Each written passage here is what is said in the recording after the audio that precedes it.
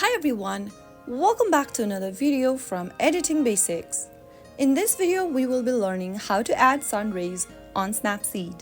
Adding sun rays to your image in Snapseed can create a beautiful dramatic effect, so here is a concise guide on how to do it. First of all, launch Open Snapseed application on your mobile device.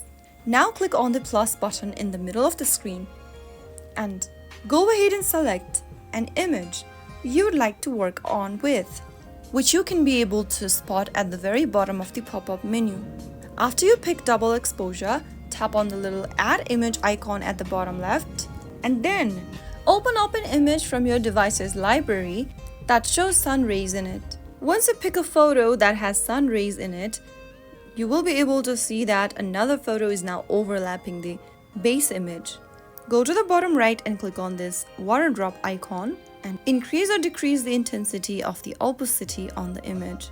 Right after you do that, you will be able to blend your sun rays naturally with your original image. You can also use the brush tool to erase or reduce the effect in areas where you don't want the sun rays and apply final touches.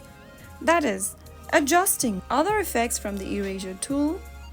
You can lighten, darken, add, subtract or overlay with the image and play throughout the menus.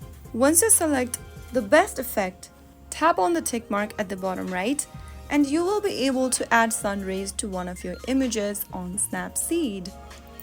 So that's how it's easily done. You can now go ahead and export your image like you normally do. If you found the tutorial to be helpful, go ahead and give us a thumbs up. Don't forget to subscribe to the channel by hitting the subscribe button. Press on the bell icon so that you'll never miss another upcoming upload from us.